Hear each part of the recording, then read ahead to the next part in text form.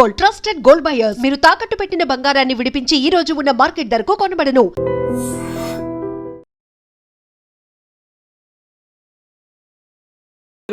మా పొరపాటే. కానీ ఇప్పుడు ఇవాళ మేము అబద్ధాలాడి మేము ఇప్పుడు చేయలేకపోయినాం, మేము వీకున్నాం, మేము బలహీనపడ్డాం కాబట్టి మేము చేయమని మేము ఎక్కడ అనలే. మా ముఖ్యమంత్రి గారు ఎప్పుడన్నా అన్నారా? We may not do today. ఇవాళ మాకున్న టైం ఎంత? మాకు 1.5 year అయింది. ఇంకా 3.5 సంవత్సరాల సుదీర్ఘ కాలం ఉన్నది.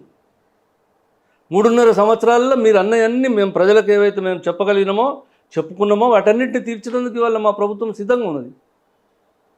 మేము ఇస్తాము, ఇయ్యమంటలేము కదా. మేము రేపు 6 నెలల ముందర పోతున్నామా? రేపే 3 నెలలకు రేపు ఎలక్షన్లకు పోతున్నామా? మేము ఎలక్షన్లకు పోయినాడు ఇవన్నీ కార్యక్రమాలు అడిగే పోతాం. మేము ఇవన్నీ ప్రజలు చేసి ఈ కాంగ్రెస్ ప్రభుత్వం రేవంత్ రెడ్డి గారి నాయకత్వంలో రాహుల్ గాంధీ గారు చెప్పిన వాటితో పాటు ఈ గ్యారంటీస్ అన్నీ పూర్తి చేసిండ్రు అన్నాడే మళ్ళీ అసెంబ్లీకో పార్లమెంటుకో పోతాం. మేము మళ్ళీ అప్పుల ద్వారానే కదా సార్. ఎందుకని కుల్లం ఇప్పుడైనా చెప్తలేరు? చెప్పిండ్రు కదా. నేను ఏమంటున్నా సార్, అసలు ఫ్రీ అనేదే అసలు ఇది వేస్ట్, అసలు రాష్ట్రాన్ని ముంచుతుంది. ఈ ఫ్రీ పాలసీస్ అనేది వేస్ట్ అని ఎవ్వరు కూడా చెప్పలేకపోతున్నారు. ఎందుకంటున్నా మళ్ళీ మీరైనా సరే ఏంటికెళ్ళో దేవాలి కదా, మళ్ళీ మన నెత్తి మీదనే పడుతుంది కదా. ఇదెందుకు చెప్పలేకపోతున్నారు అంటున్నా. కరెక్ట్ అమ్మా. ఇప్పుడు చెప్పినందుకే రేవంత్ రెడ్డికి ఇట్లా అంటారా అంటుంటారు మీరు. ఇప్పుడు రేవంత్ రెడ్డి చెప్పిండు ఒక మీటింగ్లో అర్ధగంట సేపు ఉపన్యాసంలో అప్పుల లెక్కనే చెప్పిండు, అప్పుల పురాణం చెప్పిండు. ఆయన నా పరిస్థితికి ఇది ఉన్నదని చెప్పిండు. పాపం ఎంత దయనీయమైనటువంటి పరిస్థితుల్లో అది చెప్పుకోవాల్సి వచ్చింది. మీరు దయచేసి అర్థం చెప్తే ఇప్పుడు మీరు అప్రిషియేట్ చేయాలి. అరే ఒక నాయకుడు ఇంత మంచిగా చెప్పిండని. ఇంత బలహీనంగా ఉన్నా నేను అప్పుకు ఢిల్లీకి పోతే అప్పిచ్చినోడు నా చెప్పులు ఎత్తుకపోతాడేమో అని చెప్పి వాడు చెప్పులు దాచుకుంటాడని చెప్పింది. ఇంతకంటే అవును సార్. సైమల్టేనియస్లీ మరి అందాల పోటీల కోసం ఎందుకు ఖర్చు పెట్టాలి అనేది కూడా మాట్లాడుతున్నారు. అంటే సార్ కంపారిజన్ చేస్తారు కదా, అందరు మాట్లాడిందే మిమ్మల్ని అడుగుతున్నా, మీ ఒపీనియన్ ఏంటి అని. నేను అవసరమా అని. ఏమో అందాల పోటీలు అవసరమా కాదా ఇది ఇప్పుడు అనేకమైన కార్యక్రమాలలో అదో కార్యక్రమం అంతే తప్ప కానీ ఓ అందాల పోటీ పెట్టినంత అందాల పోటీకి ఇవాళ నిన్ననే అయింది అంకురార్పణ. అది ఎన్నటి నుంచో అనుకుంటే అందాల పోటీ ఇక్కడ పెట్టాలనే ఆలోచన వచ్చింది అంతే తప్ప కానీ సరే 50 కోట్లు అటైనాయో 100 కోట్లు ఇటైనాయో నాకు పెద్ద లెక్కలు తెలియదు. అందాల పోటీలకు నేను పోలేదు, పోయిన వాళ్ళు ఎవరో నాకు తెలియదు. దాంతో ఏం లాభం అవుతుందో ఏం లాభమో కాదు కానీ మా అందాల పోటీల వలన ఒకటి మాత్రం లాభమైంది ఏంటంటే మొత్తం ప్రపంచవ్యాప్తంగా Telangana Hyderabad Telangana everyday on the news in the world.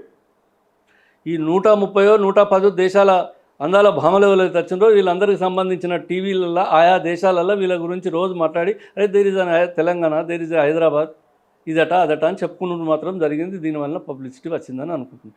ఇది అందాల పోటీలు పెడితే పోయింది ఏమన్నది వచ్చింది ఏమన్నది అనేది దానికి కావాలని ఇది అన్ని వదిలిపెట్టి పెట్టిందా అనేది కాదు. కొన్ని జరుగుతుంటాయి అట్లనే, దానికి ఎవరేం చేస్తారు దానికి. అందుకొరకు దీన్ని మొత్తం అంతా వదిలిపెట్టి అందాల పోటీలు ఎందుకు పెట్టినావు? ఇప్పుడు 150 మంది వచ్చి పాల్గొన్నారు. ఒక ఆమె పోయి అక్కడ నన్ను ప్రాస్టిట్యూట్గా చూసిరు కాబట్టి నేను కోపం మీద వచ్చేసిన అని చెప్పింది. Is it right? You have to tell. మీరు చెప్పాలి అసలు ఏం జరిగింది అనేది. No, what about other ladies who participated? Why she alone cries? ఎందుకంటారు? I don't know. అందుకొరకు ఏదో ఒక మనిషి ఒక చేసినంత మాత్రాన ఇది అదంతా నిజమే అని అనుకున్నా తప్పే, ఇది జరిగినంత మాత్రాన ఈ తెలంగాణలో ఏం మునిగిపోయిందని అనుకున్నా తప్పే. ఒక క్రికెట్ నడిపిస్తాం, ఒక పోటీ నడుస్తాం, సరే ఇక్కడ ఒక తెలంగాణలో ఒక డిపార్ట్మెంట్ ఉంటుంది, ఆ డిపార్ట్మెంట్ కొన్ని కార్యక్రమాలు ఉంటాయి.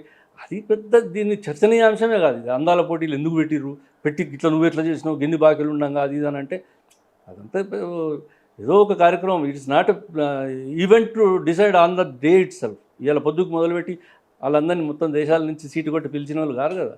It's a programme, it's an event taken place as usually undertaken by the Telangana government.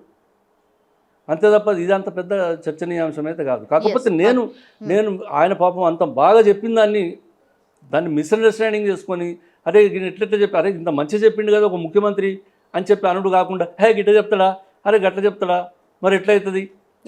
అప్పిస్తారా? అప్పు కూడా ఇవ్వరు, ఇట్లా కూడా మాట్లాడండి కదా సార్. మా దగ్గర ఇంత అప్పున్నదంటే ఇంకెవరైనా అప్పిస్తారా? ఇది కూడా మాట్లాడారు. ఇప్పుడు వంగేటోని గనక గూనివాటం ఒక సామెత ఉన్నది, విండరో మీరు తెలంగాణలో అంటారు, అన్నీ తెలంగాణలో. నేను వంగేటోని గనక ఒకడు గిట్లా పట్టుకుని నడుస్తుంటాడు రోడ్డు మీద. వీడికి గిట్లెందుకు నడుస్తున్నాడు అంటే వీ కెనాట్ సే, అది వానికే తెలుస్తుంది. గిట్లెందుకు నడుస్తుంది అంటే ముఖ్యమంత్రి how to run this government. ఈ ప్రభుత్వాన్ని ఇంకా 3.5 సంవత్సరాలు ఏ విధంగా నడిపించాలి, మనం మాట్లాడినటువంటి మాటలు ఎట్లా మనం ప్రజలకు తీర్చుకోవాలి, ఈ రుణభారం ఎట్లా భరించాలనేది ముఖ్యమంత్రికి, క్యాబినెట్కు, మంత్రులకు తెలుసు. మీకేం బాధ? ఎవరి మాట్లాడేది? మా స్నేహితులా, మా మిత్రులా, లేకుంటే మా శ్రేయోభిలాషులా? ఎస్, న్యాచురల్గా మాకు ఉండేటువంటి ప్రతిపక్షాలు మాట్లాడతాయి, మాకు ఉండేటువంటి వ్యతిరేక భావన ఉన్న వాళ్ళు మాట్లాడతారు. భారతీయ జనతా పార్టీ ఇవాళ మతం గురించి మాట్లాడుతుంది. కేసీఆర్ తెలంగాణ నుంచి మాట్లాడిండు.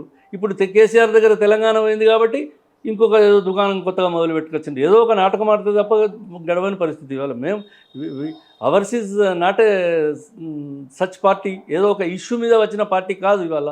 ఎవరు వద్దన్నా అవునన్నా కాదన్నా కొన్ని ఇష్యూస్ మీద ఇవాళ నేషనల్ లెవెల్లో రాహుల్ గాంధీ గారు కొట్లాడుతున్నారు. మాకు తెలుసు దీనివల్ల ఓట్లు పోతే కావచ్చు, దీనివల్ల కొంత జనాభాకు నష్టం జరుగుతుంది, అంటే ఇబ్బంది అనిపిస్తుంది కావచ్చు, రాహుల్ గాంధీ ఇట్లా ఎందుకు మాట్లాడుతుందని. But our party is not going back to talk about that. Our leader is not getting back to talk about that. He speaking very proudly. ఎందుకంటే ఇవాళ మోతీలాల్ నెహ్రూ కాలం నుంచి ఉన్నటువంటి పార్టీ, మహాత్మా గాంధీ, అంబేద్కర్, సర్దార్ వల్లభాయ్ పటేల్, ఇటువంటి అనేక మంది నాయకుల యొక్క ఆనాటి నుంచి ఉన్నటువంటి పార్టీ వ్యవస్థ గురించే ఇవాళ రాహుల్ గాంధీ మాట్లాడుతుంది. కాబట్టి వాళ్ళు మాట్లాడేటోళ్ళు ఇట్లా మాట్లాడుతుంటారు అంటే వాళ్ళు మాట్లాడతారు న్యాచురల్. మరి ఏం మాట్లాడమంటారు? ఇవాళ మా గురించి మాట్లాడడానికి ఏమున్నది? దొంగలమా మేము? అప్పు చేసినామా? రాష్ట్రాన్ని ముంచినామా?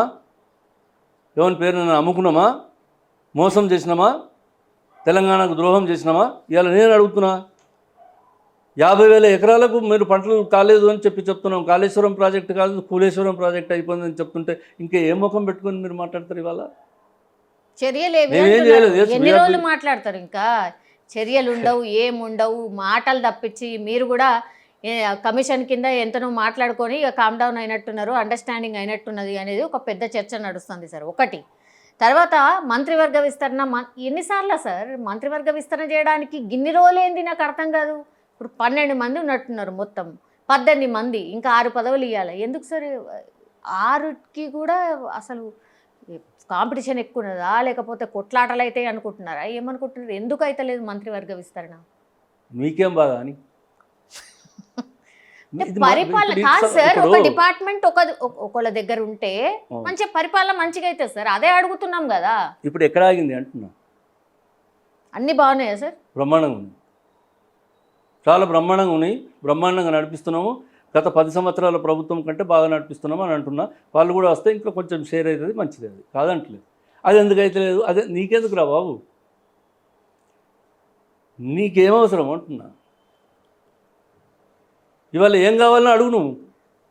అసెంబ్లీకి వచ్చి మాట్లాడక ముఖం లేదు మీకంటే. మీరు ఇంట్లో కూర్చుంటే అదెందుకు అయితే లేదు, అదెందుకు అయితే లేదు అని మాట్లాడతారు. What is the role of even ముఖ్యమంత్రి ఎన్టీ రామారావు ఓడిపోయినాక కూడా ప్రతిపక్ష నాయకునిగా వచ్చి పనిచేసింది. విజయభాస్కర్ రెడ్డి గారు ముఖ్యమంత్రి ఓడిపోయినాక కూడా ప్రతిపక్ష నాయకునిగా వచ్చి పనిచేసిండు. మీరు అసెంబ్లీలో కూర్చొని మాట్లాడడానికి, మీకు రికార్డులో ఎక్కడానికి మీకు కావాల్సినటువంటి అంశాలే లేకపోతే ఇది ఒకటి దొరికింది. ఇప్పుడు అందాల బొమ్మల గురించి మాట్లాడినట్టు ఏం లేనట్టుగా. ఇప్పుడు మీరు మీ మంత్రులు ఎందుకైతే లేవు?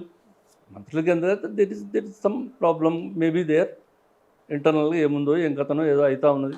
So I cannot comment on that because ఈ మ్యాటర్ మా అధినాయకత్వం చేతిలో ఉన్నది. ఏమో షఫ్లింగ్ కేసీఆర్ ఇంట్లో కూర్చుండి రాసుకునే పరిస్థితి లేదు. అల్లుని కొట్టిస్తా, బిడ్డ కొట్టిస్తా, పంపకం చేసే పరిస్థితి కాదు. It's not that party. ఏమో షఫ్లింగ్